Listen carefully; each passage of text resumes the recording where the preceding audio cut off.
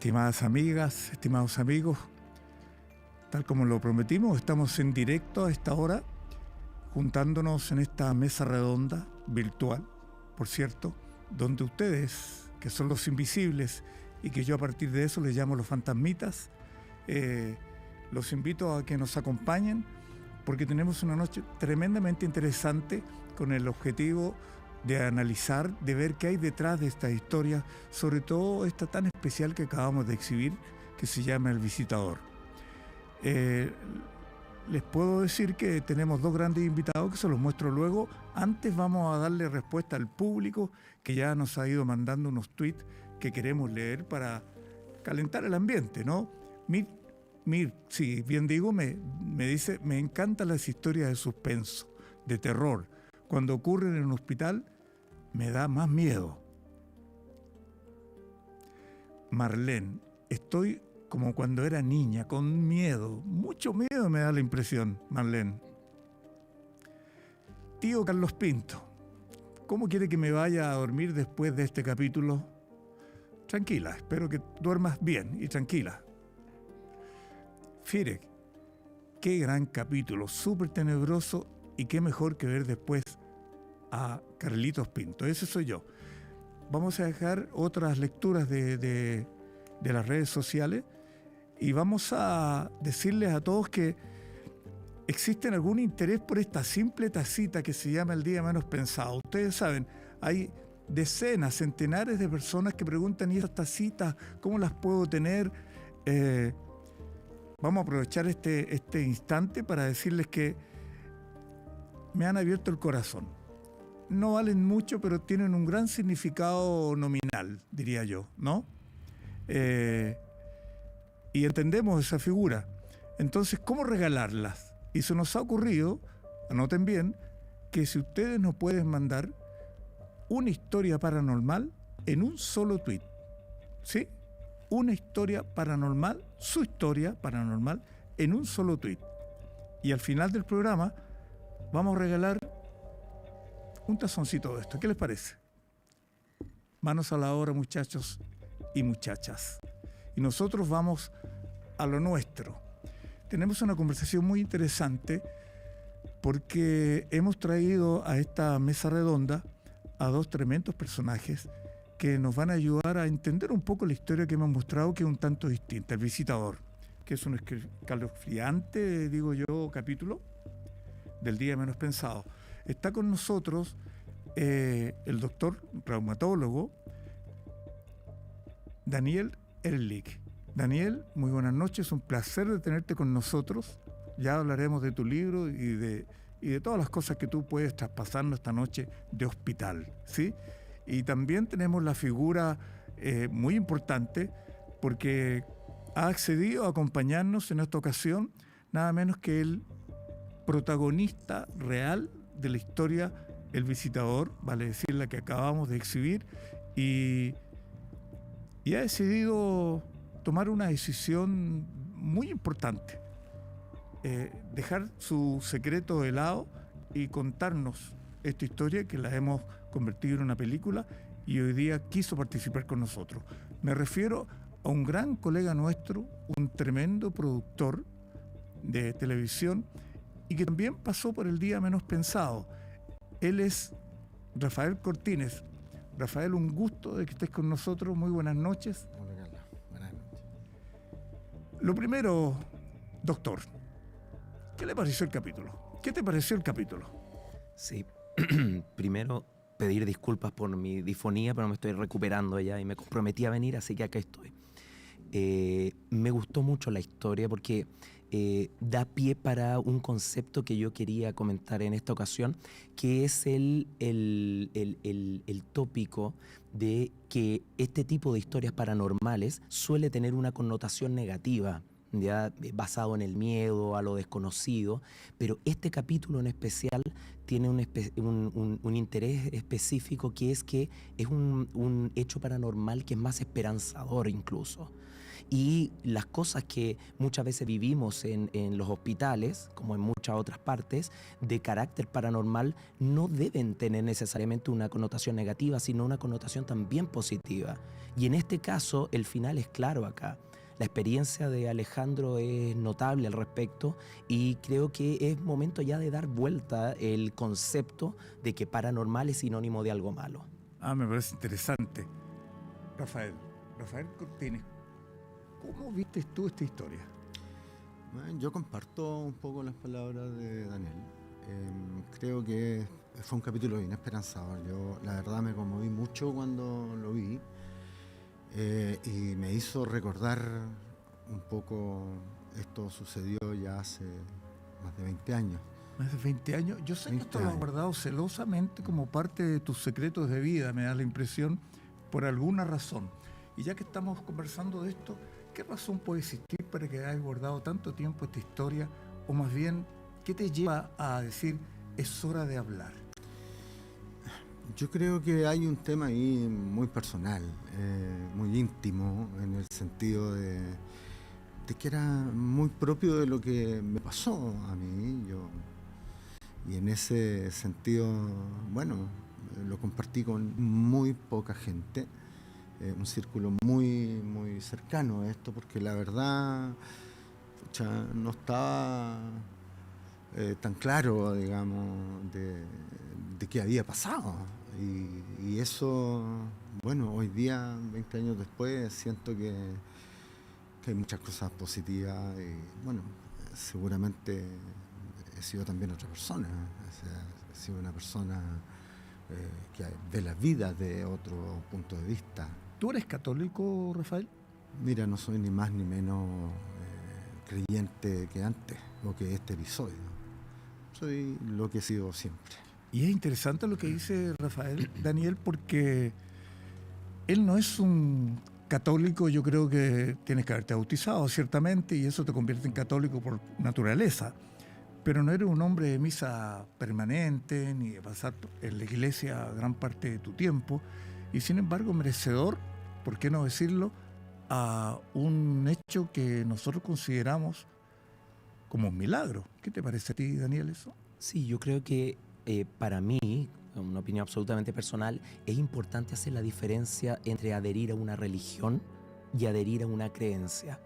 Y en ese sentido yo creo que muchos adherimos a alguna creencia, pero no necesariamente una religión. En mi caso personal yo no profeso ninguna religión, ¿ya? Hay cosas que me chocan de las religiones, pero creo en Dios y por lo tanto tengo un comportamiento que yo creo que es lo que Dios quisiera que uno realizara, ¿ya? Y en ese sentido pienso que eso es algo absolutamente válido y por lo tanto una persona que actúa en consecuencia, que actúa de bien, no por no tener una religión no puede vivir este tipo de situaciones. Eso yo creo que lo hace grandioso y nos da a todos nosotros, a todos y a ustedes que están en casa, la posibilidad de postular humildemente una posibilidad de este tipo cuando estemos en tremendos apuros. Claro. Rafael, ¿existe un antes y un después de todo lo que te ha sucedido a ti? Sí, por supuesto que sí. ¿Y cómo lo podemos descifrar? ¿Quién eras antes, quién eres después de ese fenómeno? Bueno, yo siempre he sido una persona, tú me conoces, de televisión, de mucho trabajo, muy hiperactivo en esto. Pero hoy día, ya después de todo este episodio, he sido una persona quizás más prudente. He sido una persona, como te decía recién, de ver la vida desde otro punto de vista, más en lo interno que en lo externo. Y en eso, bueno, la realidad a veces no están muy impuestas, sino está más en lo externo, en lo que uno puede reconocer, lo que es bueno, aportar, apoyar. En eso yo creo que se basan estos cambios. Sin duda, claro. Yo creo que cada uno, si tiene una experiencia de este tipo, la vive de manera distinta. Yo creo que lo que dices tú es un poco, Daniel, lo que planteabas en la primera respuesta. Hay ciertamente un hecho a consignar que tiene un valor esperanzador, que finalmente la gente que nos está viendo dice, oh, a veces quiero miedo, dicen, no puedo dormir, pero entonces yo les digo, pero no vean el programa, y lo ven. Sin embargo, hoy día han visto un programa que les puede haber causado algo de horror, que es un poco tenebroso. Y yo diría que es tenebroso porque el ambiente que se vive en los hospitales, la soledad del hospital, tiene toda la atmósfera para que estos hechos, si no suceden, uno los puede alimentar con la mente, ¿no? Quiero recordar que Daniel ha escrito un libro que se llama Terror Faciem, que si usted lo ve en las librerías puede comprarlo, muy, muy buen libro, y él narra experiencias interesantísimas. Ahí está el nombre del libro, Horror Faciem. Dije terror, pero no, es Horror Faciem. Por lo menos fue un sinónimo. Y Horror Faciem nos lleva en forma muy interesante, otorgándole un valor agregado, porque quien lo escribe es una persona que seguramente como médico internista tus primeros años tienen que haber sido de práctica en algún hospital. En este caso hemos tomado un hospital digo, añejo, de muchos años, que se presta para ruidos como estos, ¿no? ¿Tú sientes que los hospitales, después de todo lo que has conocido, es un escenario del horror a veces? Sí, yo creo que los hospitales tienen algo bien especial. Cuando uno se pregunta por qué suelen ocurrir estas cosas en hospitales, la verdad nunca va a haber una respuesta categórica, pero yo creo, si lo comparamos con cosas que ocurren, no sé, en casas abandonadas, fenómenos paranormales, en cementerios, hay un detalle bien importante. En los hospitales se genera la transición entre la vida y la muerte, que es una situación única, la situación más enigmática, tanto para la ciencia como para la filosofía, para la religión. O sea, ese quiebre, ese cambio entre la vida y la muerte, que es lo que menos conocemos, se da principalmente en los hospitales. A los cementerios ya llega la gente muerta, ¿ya? Pero en los hospitales muchas veces fallecen algunas personas, y esa situación da la impresión que lo hace distinto. En los hospitales también estamos acostumbrados, todos hemos hecho turno en algún momento de nuestra vida, a ir por los pasillos en las noches, donde hay muy poca gente dando vuelta. Entonces se da mucha situación, paseos nocturnos, una situación como la que decía, entre la vida y la muerte, pacientes que están en ese limbo, digámoslo así, que da para estas cosas. Y por lo tanto, todas las personas que trabajamos en el área de la salud tenemos cosas para contar al respecto, experiencia en ese sentido. Pero ahí también está el tema del sufrimiento humano, del Exacto. dolor, de lo que está pasando. Una persona que llega a un hospital está buscando ayuda. Exacto, ese tema del dolor, del sufrimiento es bien importante, lo que dice Alejandro, porque el punto es que en los hospitales obviamente hacemos todo nuestro esfuerzo porque los pacientes no sufran. Esos pacientes que están en la etapa final de su vida, que están agonizando, se les da todo lo posible para que tengan un final digno en la vida, ¿ya? Sin embargo, hay situaciones en que ya no podemos abarcarlo y hay pacientes que sufren, ¿ya? Como país no hemos tenido la capacidad de discutir con altura de mira, por ejemplo, una ley de eutanasia, ¿ya? Que puede ser todo lo polémico que quieran, pero por ejemplo yo me acuerdo haber conversado con un paciente y esa conversación la plasmé en la novela, por eso la novela está llena de cosas reales. Una vez conversé en el Hospital del Tórax, me acuerdo, con un paciente que tenía un cáncer de pulmón fuera del alcance terapéutico. El paciente me decía, ¿sabe qué? Yo toso con sangre, me ahogo y tengo que venir acá, yo no quiero tratarme. Él me decía, doctor, ¿sabe qué? Yo tengo mi vida hecha. Yo tengo mis hijos, mis nietos, o sea, yo no quiero tratarme, no quiero operarme, no quiero quimioterapia, quiero morir tranquilo, dignamente, en mi casa con mis seres queridos. Me dice, ¿por qué no puedo hacerlo? Yo decía, bueno, porque la gente que decide estas cosas son gente que no está acá viendo su problema, no son personas que sufren esto ni que ven a los demás sufrir, y esos son los que toman las decisiones. Entonces falta discutir cosas como esa. El mismo paciente me decía, ¿sabe que nosotros teníamos un perrito que estaba con cáncer también? Me decía, tenía tumores y no podíamos ayudarlo en eso. Llegó un veterinario a la casa, lo durmió y el perrito, digamos, falleció rodeado de amor, ¿ya? O sea, ¿y qué lejos estamos de eso para los humanos? Ya en ese sentido, los perros tienen, los animales tienen una manera más digna de morir que los humanos. ¿Ya? Es un tema que es importante en relación a lo que decía, en relación al sufrimiento de algunos pacientes. Y ahí hay una discusión que está al debe. Exactamente. Está al debe. Exactamente, tenemos ese tema pendiente.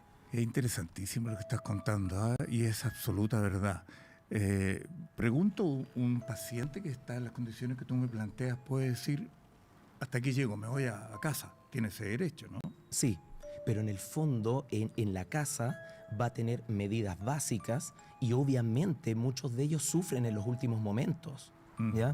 Por eso el valor de la eutanasia, como en algunos países está permitido, es darle la posibilidad al paciente de fallecer rodeado de las personas que quiere y en calma, sin dolor y sin sufrimiento. Por eso es un tema que tenemos pendiente de conversar. Dignamente, exacto. Vamos a recordarle a las personas que no han visto el caso de hoy día, que pueden hacerlo, ciertamente. Le vamos a mostrar un código QR para que pueda ver repetido el caso, si ya lo vio, o verlo recién. Y queremos tentar a aquellos que no lo han visto para mostrarle una escena que consideramos bien decidora en el capítulo, que seguramente cumple la misión de tentar a los espectadores para que lo vean de nuevo. Esta es, mire, véanlo ustedes también, que ya conocen el caso, por cierto.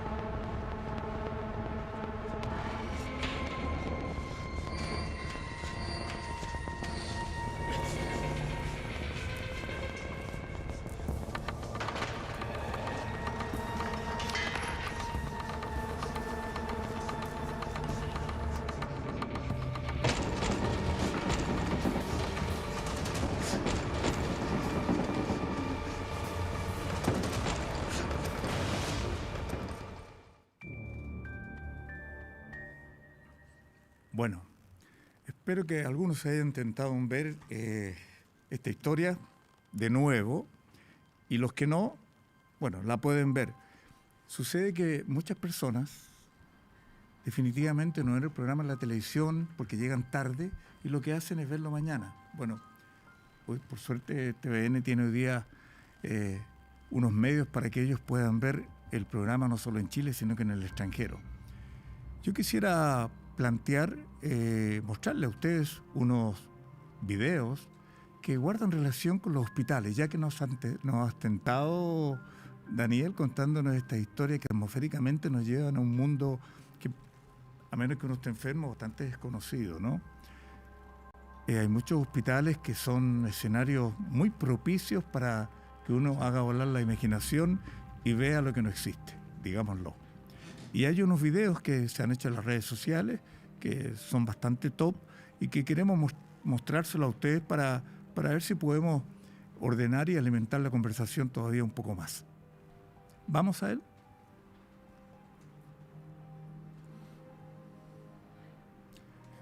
Ahí están los fantasmas, como ustedes pueden ver. No, estos somos nosotros. Perdona, me equivoqué yo. Estamos. Ahora vamos a ver el video.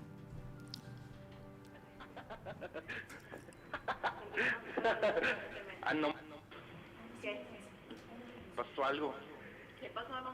A ver, ven. No, pasó algo, te lo juro que pasó algo, ¿eh? ¡Se mueve!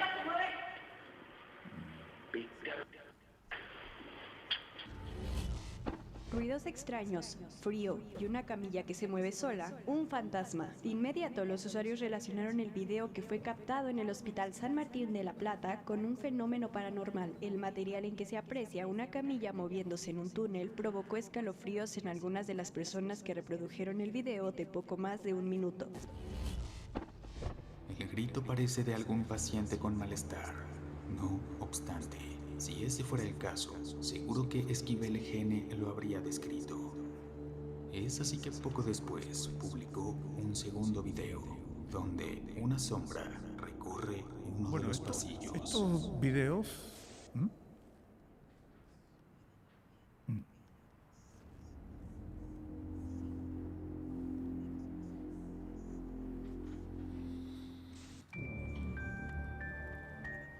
Bueno, estos son videos virales, ¿verdad? Que de una u otra manera se hacen públicos y que la gente tiene la posibilidad de analizarlo, nosotros también. No soy yo quien puede dar fe de la veracidad de ellos, pero sin duda provocan algo. Ese algo no sé cómo descifrarlo, pero provocan algo en el espectador. ¿En ustedes qué ha provocado esto? ¿Qué pasa contigo, Daniel, después de ver estos videos que son tan probablemente cercanos porque tú trabajas en un hospital? Claro, en las vivencias que uno suele tener en hospitales no son típicamente como los videos que ahí veíamos, aunque hay gente que describe cosas tal cual salen ahí. Pero, por ejemplo, hay situaciones que son muy especiales y que no tenemos explicación, porque la base de todo esto es el miedo a lo desconocido finalmente, y la ventaja, yo creo, que no tenemos explicación para esto. Yo creo que es una ventaja más que una desventaja. Hay situaciones donde uno, por ejemplo, ve un paciente que está agonizando en su último momento de la vida y vienen, que me tocó verlo con una paciente mía, era una señora muy mayor, estaba a punto de fallecer, pero sus nietos querían despedirse de ella. Y sus nietos venían viajando de Estados Unidos, si no me equivoco. Y la señora estaba en un proceso agonizante, digamos, y nos avisaba su hija que los nietos ya venían, y la señora seguía en una situación en que uno decía en cualquier momento esta señora fallece. Y esas cosas tan impactantes donde me tocó ver que llegaron los nietos, la paciente despierta, dice unas palabras que obviamente no estaba yo directamente escuchándola, pero lo vi a lo lejos, dice unas palabras y después fallece.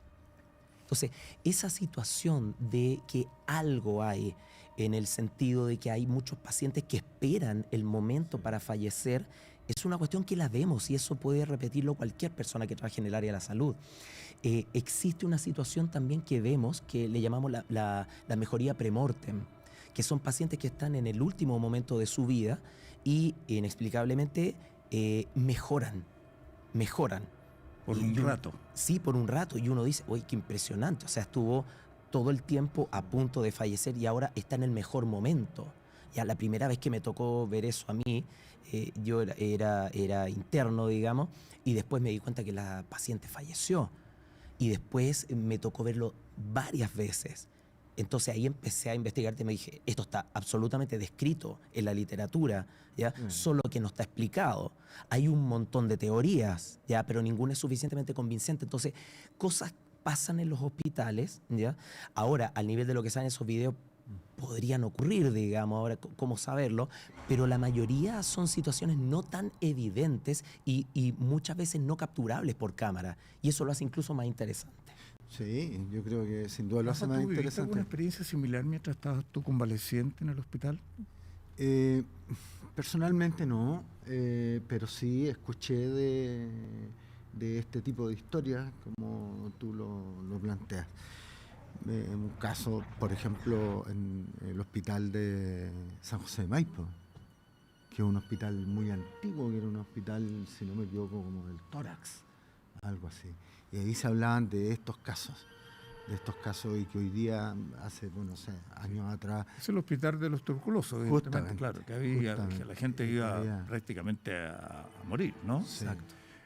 Pero Rafa, yendo al fenómeno que tú viviste, quiero unirlo un poco a la conversación, hay un instante en que tú sientes que el sacerdote, el santo, por decirlo así, que te acompañó y que tú entiendes que intercede para tu salud, así abruptamente, ¿hay algo que después que lo has estudiado tiene algún grado de comparación? Es decir, que haya algo que los junte sin pensarlo. ¿Hay un hecho interesante por ahí? Sí, yo creo que lo que hablábamos, no hay una explicación muy lógica de eso, sino cuando yo lo veo a él y está a los pies de mi cama, me toca un pie y me dice, está todo bien, o sea, algo así. Yo ya no me acuerdo mucho, pero ¿Tú crees que es la extrema opción, no? Yo, la verdad que después, cuando uno se recupera, sí dice, ¿y por qué me traen sacerdotes? Yo no lo he pedido, y si era así el caso, ¿por qué no me lo dicen? Y cuando uno va uniendo, Rafael, cosas, por ejemplo, él vive en otra época, pero muere a los 21 años, las fechas te coinciden con algo.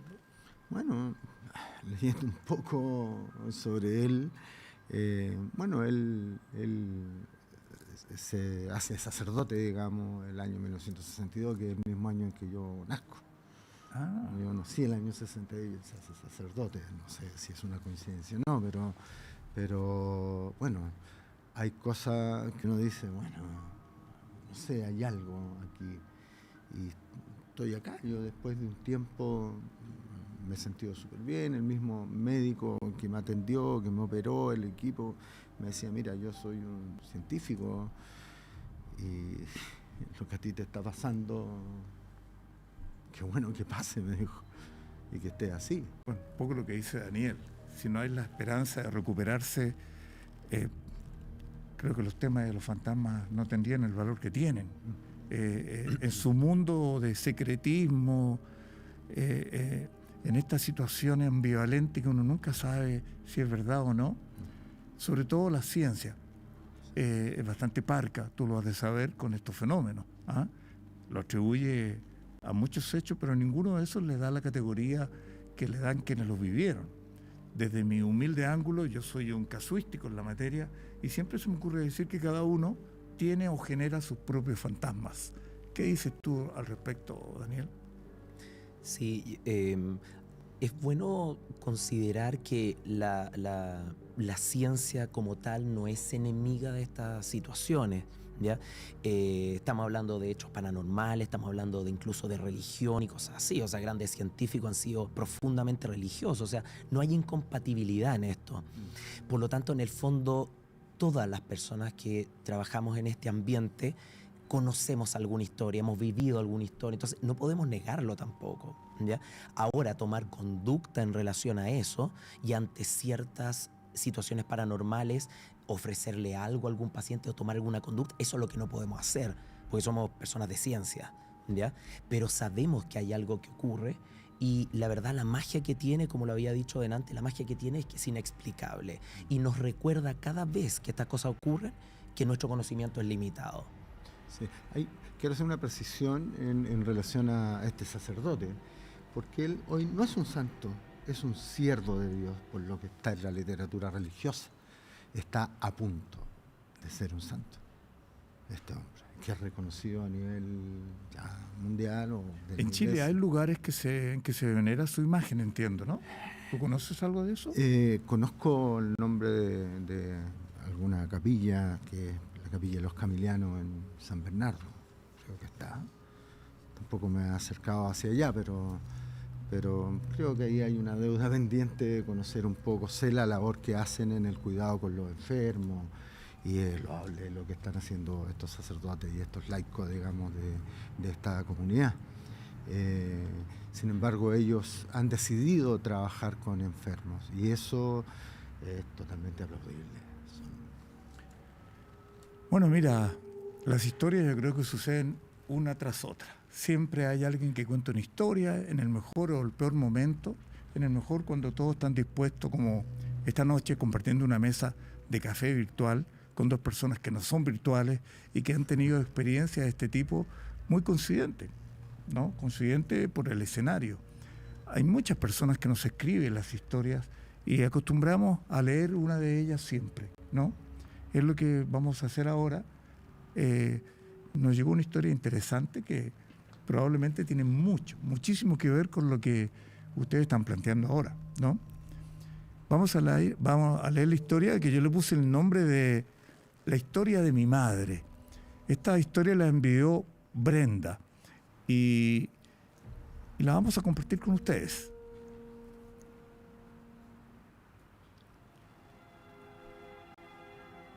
En la existencia de cada uno de nosotros, como en la estructura de un drama, siempre seremos proclives a que acontezca un hecho inesperado que cambie radicalmente nuestros planes y proyectos. El relato de Brenda dice que acompaña a su madre al médico y que a los pocos minutos debe asumir el diagnóstico de una enfermedad catastrófica, un cáncer colorectal.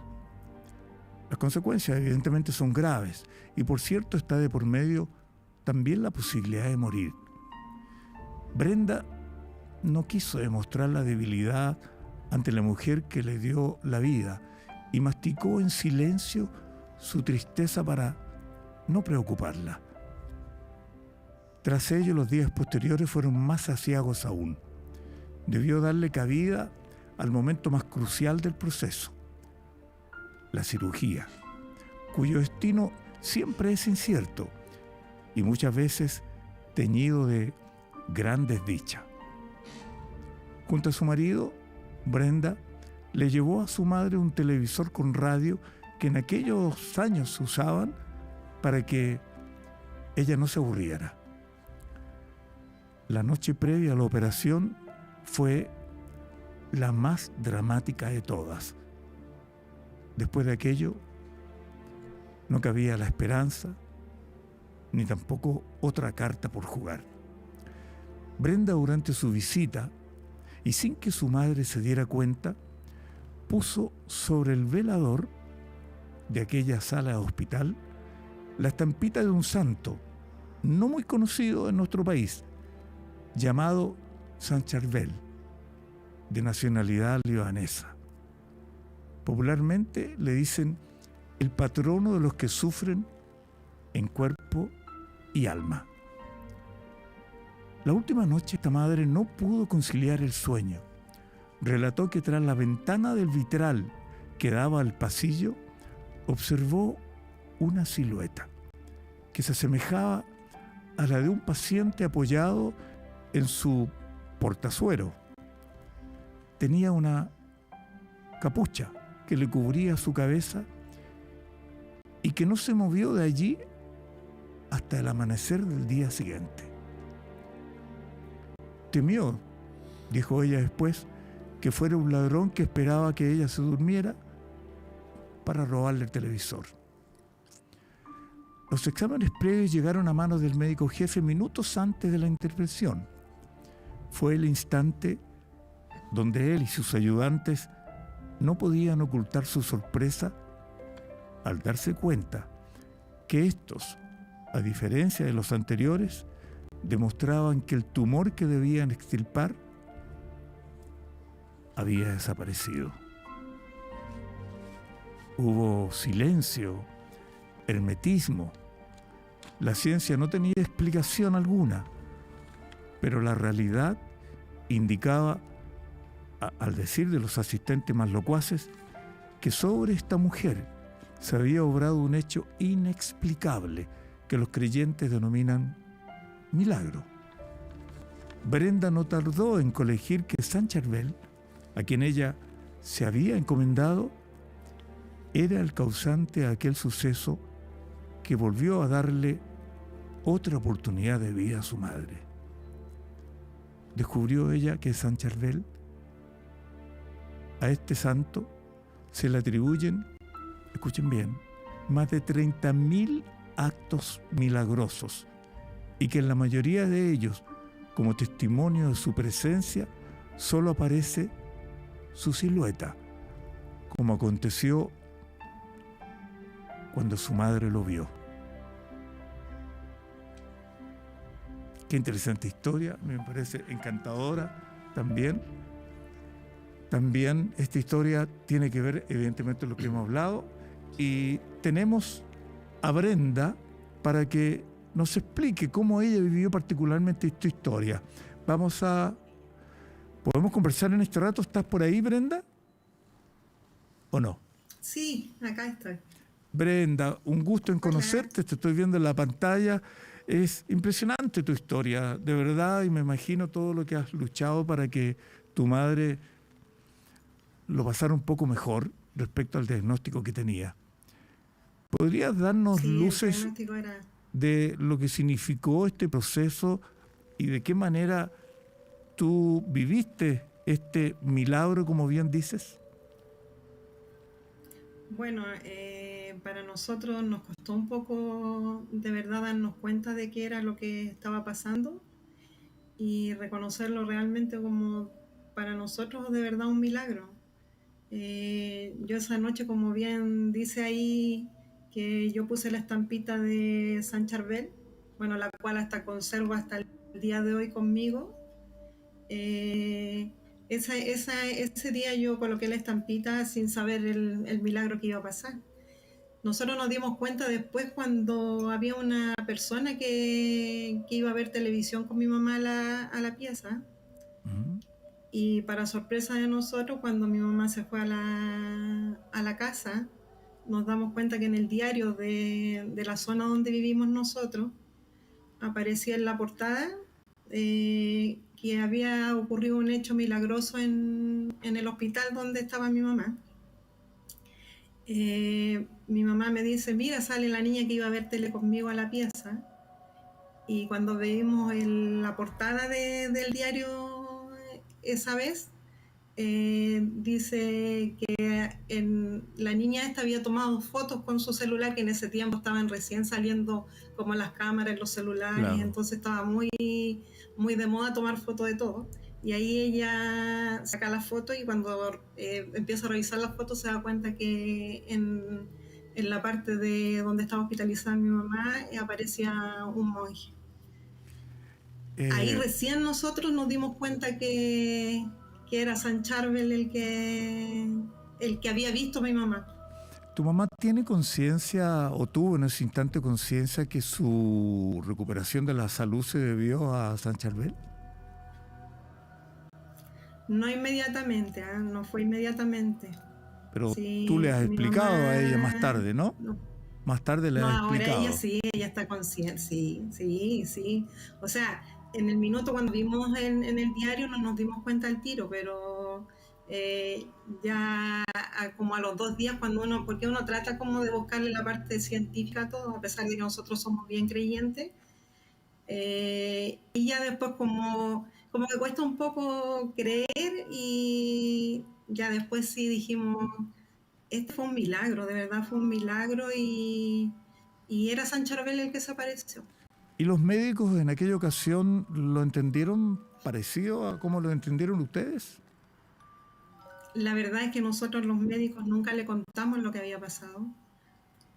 Quedó como algo hermético entre nosotros, pero sí cuando mi mamá le hicieron el examen antes de llevarla a pabellón, había un paramédico que él sí le dijo que había ocurrido un milagro con ella.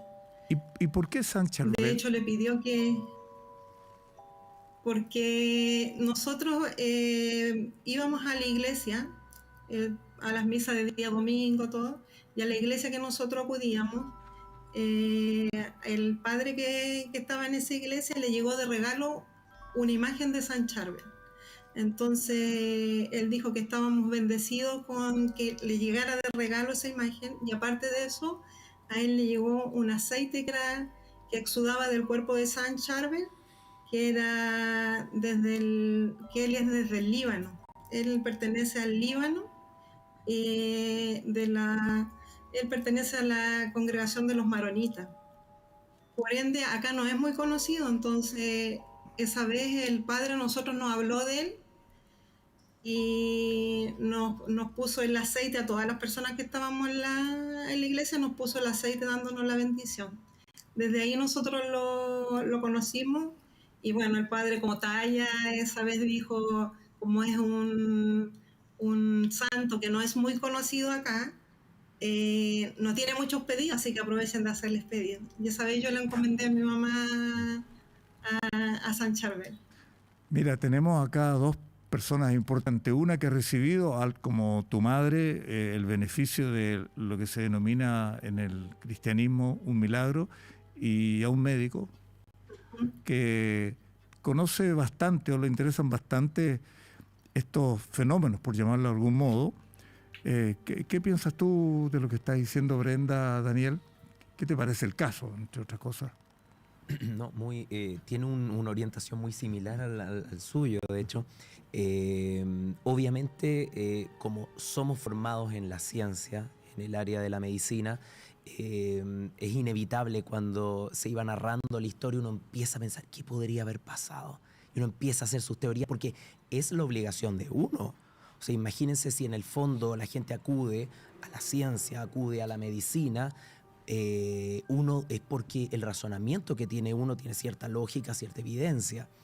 Por lo tanto, uno está pensando qué habrá ocurrido. Hay enfermedades que a veces parecen tumor y se desinflaman y no eran. O sea, un montón de cosas que uno se le puede pasar por la cabeza. Pero le buscan el lado científico. Claro, porque hay que hacerlo, es nuestra labor. Pero obviamente hay situaciones en que no va a haber explicación. ¿Ya? En ese caso, obviamente, yo sin tener los datos, imposible dar una opinión específica, pero estoy seguro que el equipo médico que evaluó ese caso debe haber quedado absolutamente sorprendido. Ahora, qué lástima que no le contaron al equipo médico, porque en el fondo uno aprende de esas situaciones también. O a lo Entonces, mejor por temor a que digan esto lo hicimos nosotros, agradezcannos. ¿No? Puede ser, no, nunca. ¿no? Lo que pasa es que yo también trabajo en el sector de la salud. ¿Qué? Yo soy paramédico y también trabajo en hospital. Sí, soy paramédico. ¿Y por qué no le y trabajo contaste a hace los muchos años médicos? en el hospital. ¿Y por qué no le contaste a los médicos, Brenda? Porque pensé lo mismo, porque varias veces, o sea, una vez a mí me pasó también que, no sé, pues una vez yo estaba enferma y me hicieron un escáner y el solo hecho de decir, oh, gracias a Dios salió bien esto, el doctor aquella vez me dijo, pero ¿por qué le das gracias a él si tienes que darme las gracias a mí? Entonces uno como que queda... Debe ver claro. muy seguido a Doctor House, ¿no? Yo creo. Brenda, hay un antes y un después. Entonces, Te quería preguntar, ¿siempre hay un antes y un después de tener este número premiado, digo yo, ¿no? El antes y el después, me imagino, no es para tu mamá, sino para ti. ¿Lo existió? ¿Qué pasó contigo después de este fenómeno? O sea, igual sentirme bendecida porque sé que hay algo más allá de esta tierra, que hay seres de luz que de verdad nos protegen y que de verdad hay algo más allá que nos escucha cuando estamos tan angustiadas, tan necesitadas. Esa vez yo estaba muy angustiada por la enfermedad de mi mamá. Era un cáncer muy agresivo y bueno, yo pensaba que se me iba a morir. Así que gracias a que el santo me escuchó para interceder para mí ante Dios, pues porque sobre todo está Dios, pero ellos son ángeles que acá interceden por nosotros. Fue una bendición para mí que me haya escuchado y que le haya dado otra oportunidad a mi mamá. Mira, yo te escucho con mucha atención y la verdad es que esto es muy esperanzador para todos. Así podamos merecerlo o no. Te quiero hacer una última pregunta. Quizás, ya que fue San Charbel quien te dio una mano, ¿no? Me imagino que a partir de ahí has aprendido mucho de él. ¿Qué me puedes decir en 2 palabras de este santo que no es de nuestro continente siquiera, ¿no? No, pues es del Líbano él, es de los maronitas. Él se encuentra en el templo de Anaya. Ha hecho muchos milagros, muchos milagros. Lo que sí hay que pedir con mucha fe. Entonces yo le digo a la gente que está necesitada, ya sea en la parte de enfermedad, porque él protege mucho a la gente en su enfermedad, qué sé yo, es patrono de las personas que están enfermas, ya sea en el cuerpo, en el alma, sobre todo en este tiempo que se ve mucha gente que está angustiada, con depresión, todo eso, que se acerquen a él y le pidan con mucha fe. Él los va a ayudar. Y si es alguna enfermedad y en la enfermedad tal vez la persona no se pueda curar, va a tener una partida de este mundo en paz. Y Bueno, nosotros vamos a tener a que aferrarnos también. Brenda, mira, la verdad es que yo te escucharía muchísimo más. Yo sé que la gente que está en la casa te está escuchando también con muchísimas ganas, pero no has dicho lo más importante que tienen estos fenómenos. Yo digo fenómenos un poco para mediatizar el sentido milagroso que es para los cristianos, ¿no? Te quiero agradecer que hayas tenido la voluntad de escribirnos.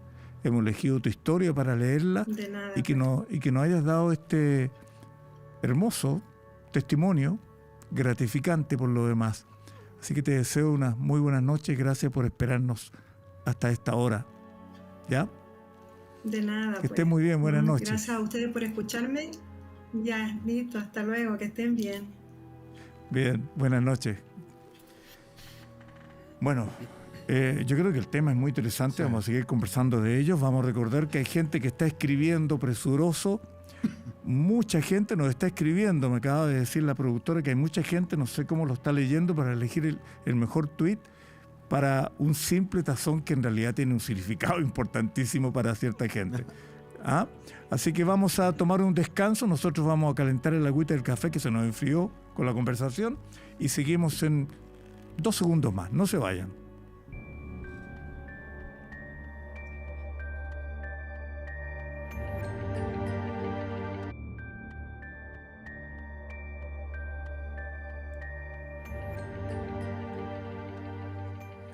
Sin duda agradecemos la gente que se ha quedado con nosotros para compartir este café virtual, que en algunos casos no es café, como decía mi abuela, café con guariznaque, ¿no?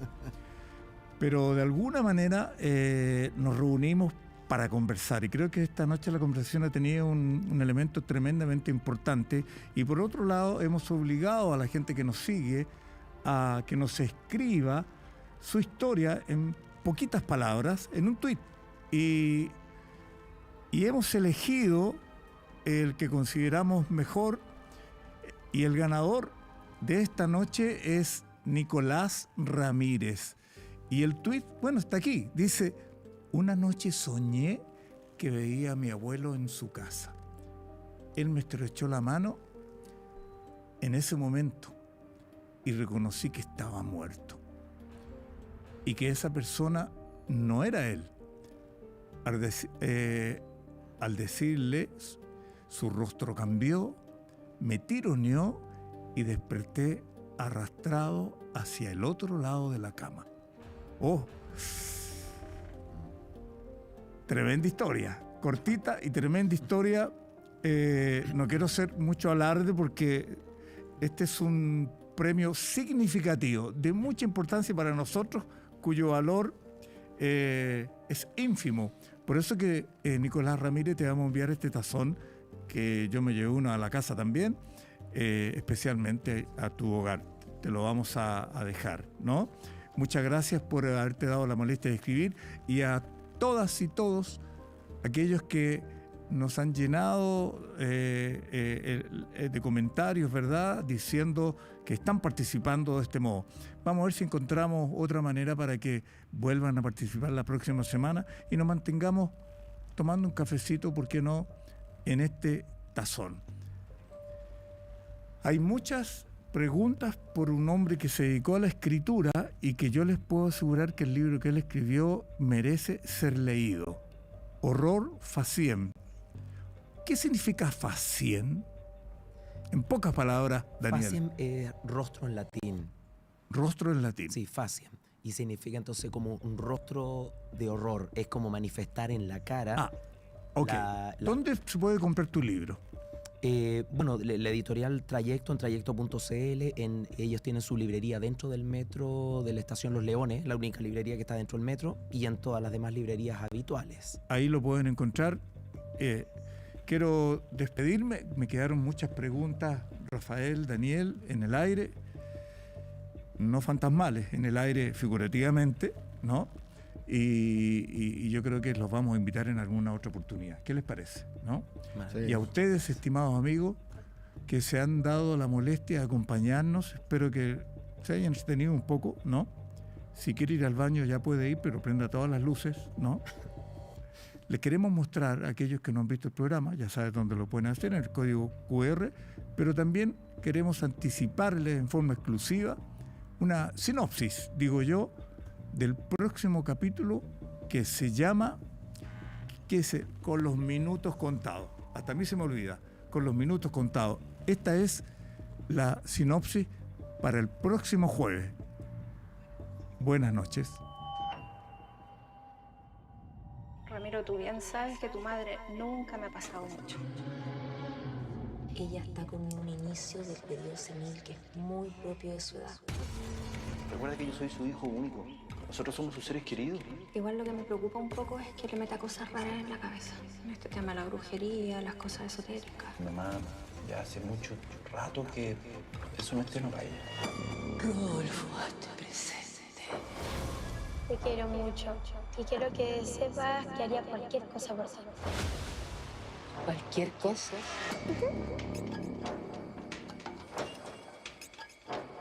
¿Suegra? ¿Qué está haciendo que le está echando azúcar? Estoy preparando cazuela. ¿Cazuela? Está lista para hacer eso. Hicimos un pacto. ¿Y qué tipo de pacto? Maru,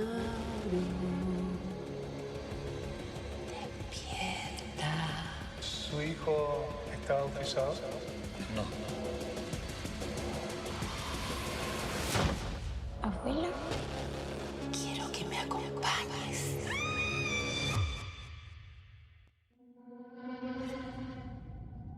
Ramiro, tú bien sabes que tu madre...